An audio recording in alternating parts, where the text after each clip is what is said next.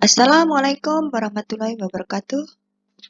Untuk mata kuliah Pendidikan Pancasila kita lanjutkan untuk pertemuan 13, yaitu Pancasila sebagai paradigma kehidupan bermasyarakat, berbangsa, dan bernegara. Seperti kita sampaikan sebelumnya bahwa hubungan antara pembukaan UUD 45 dengan Pancasila secara formal yuridis Pancasila ditetapkan sebagai dasar filsafat negara Indonesia. Kemudian, pembukaan UUD 45 dengan proklamasi 17 Agustus 45 memiliki hubungan yang menunjukkan kesatuan yang utuh. Dan apa yang terkandung dalam pembukaan adalah merupakan suatu amanat dari seluruh rakyat Indonesia tatkala mendirikan negara dan untuk mewujudkan suatu tujuan bersama. Bagaimana Pancasila sebagai paradigma reformasi? Apa itu reformasi?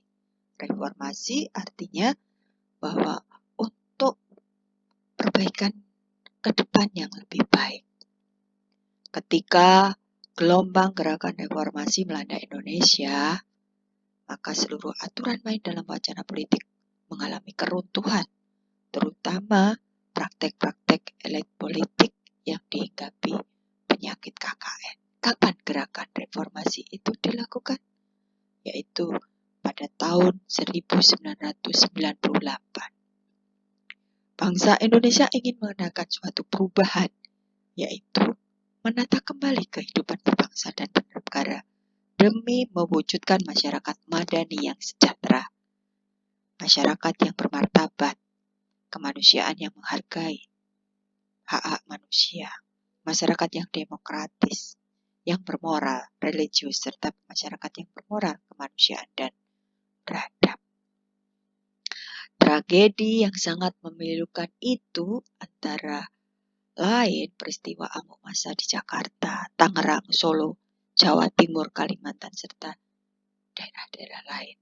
Bahkan tragedi pembersihan etnis ala rezim Serbia yang di Balkan terjadi di berbagai daerah, antara lain Dili, Kupang, Ambon, Kalimantan Barat, serta beberapa daerah lain. Ancaman disintegrasi dan sentimen SARA semakin merongrong eksistensi bangsa Indonesia. Aparat keamanan diletakkan dalam posisi yang sangat sulit, bahkan krisis kepatuhan terhadap hukum semakin merosot, sehingga hukum seakan-akan tidak berfungsi sama sekali. Disintegrasi yaitu suatu ancaman perpecahan karena sentimen suku, agama, ras. Reformasi adalah menata kehidupan bangsa negara dalam suatu sistem negara di bawah nilai-nilai Pancasila, bukan menghancurkan dan bukan membubarkan bangsa dan negara Indonesia. Berapapun perubahan dan reformasi yang dilakukan, namun bangsa Indonesia tidak akan menghancurkan nilai religiusnya, nilai kemanusiaannya, nilai persatuannya, dan nilai kerakyatan serta nilai keadilannya. Bahkan pada hakikatnya reformasi itu sendiri mengembalikan tatanan kenegaraan ke arah sumber nilai yang merupakan platform kehidupan berbangsa bersama bangsa Indonesia yang selama ini diselewengkan demi kekuasaan sekelompok orang, baik pada masa Orde Lama maupun Orde Baru, zaman pemerintahan Presiden Soekarno dan zaman pemerintahan Presiden Soeharto. Oleh karena itu, proses reformasi walaupun dalam lingkup pengertian reformasi total harus memiliki platform dan sumber nilai yang jelas, yang merupakan arah, tujuan, serta nilai-nilai yang terkandung dalam Pancasila. Reformasi dengan melakukan perubahan dalam berbagai bidang sering diteriakkan dengan jargon reformasi total, tidak melukakan, tidak mungkin melakukan perubahan terhadap sumbernya itu sendiri. Oleh karena itu, justru sebaliknya, reformasi harus memiliki tujuan, dasar, cita-cita, platform yang jelas, dan bagi bangsa Indonesia, nilai-nilai Pancasila itulah yang merupakan paradigma reformasi total tersebut. Pancasila yang seharusnya sebagai sumber nilai, sumber moral etik bagi negara dan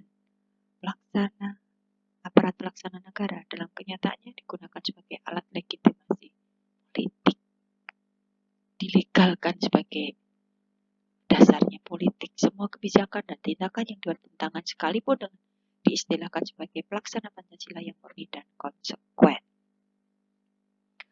Puncak keadaan tersebut ditandai dengan hancurnya ekonomi nasional. Maka timbullah berbagai gerakan masyarakat yang dipelopori oleh mahasiswa, cendekiawan, masyarakat sebagai gerakan moral politik yang menuntut adanya reformasi.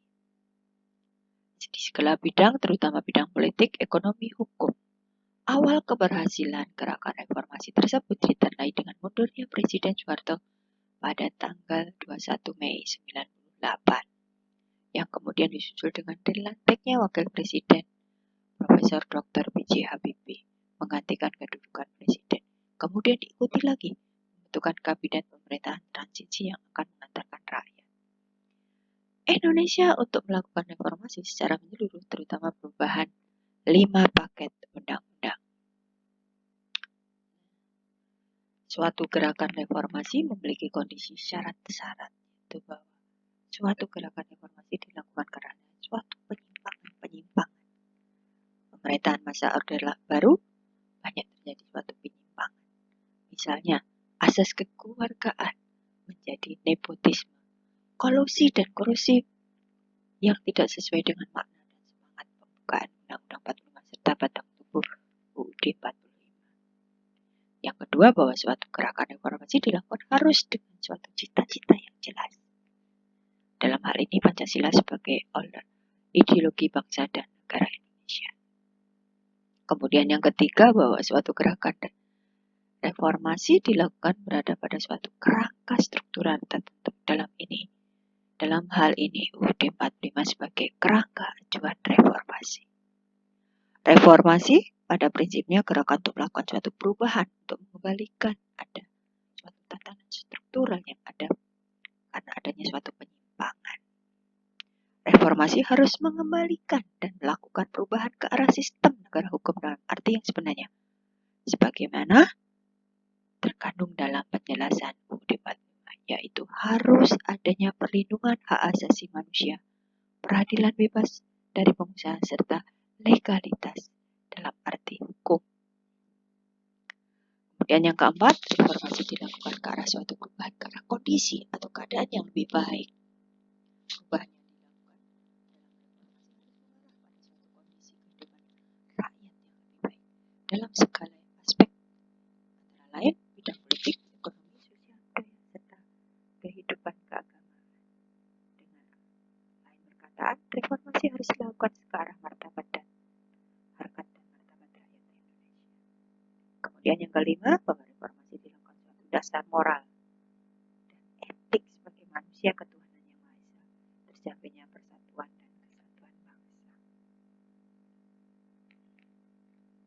Adapun secara rinci sebagai berikut, bahwa reformasi ketuhanan yang Maha Esa yang berarti bahwa suatu gerakan ke arah perubahan harus mengarah pada kondisi yang lebih baik bagi kehidupan masyarakat sebagai makhluk Tuhan. Kemudian reformasi yang berberi kemanusiaan yang adil dan beradab, berarti bahwa reformasi harus dilakukan dengan dasar-dasar nilai martabat manusia yang beradab. Yang ketiga, semangat reformasi juga harus berdasar pada nilai persatuan, sehingga reformasi harus menjamin tetap tegaknya negara dan bangsa Indonesia. 4. Semangat dan reformasi harus berakar pada asas kerakyatan. Justru permasalahan dasar gerakan reformasi adalah prinsip kerakyatan. Gerakan reformasi yang dilakukan perubahan penataan kembali dalam berbagai bidang kehidupan harus memiliki tujuan yang jelas, yaitu terwujudnya tujuan bersama sebagai negara hukum, yaitu keadilan sosial bagi seluruh rakyat Indonesia. Nilai-nilai Pancasila pada filsafat hidup bangsa Indonesia dan sebagai bangsa dan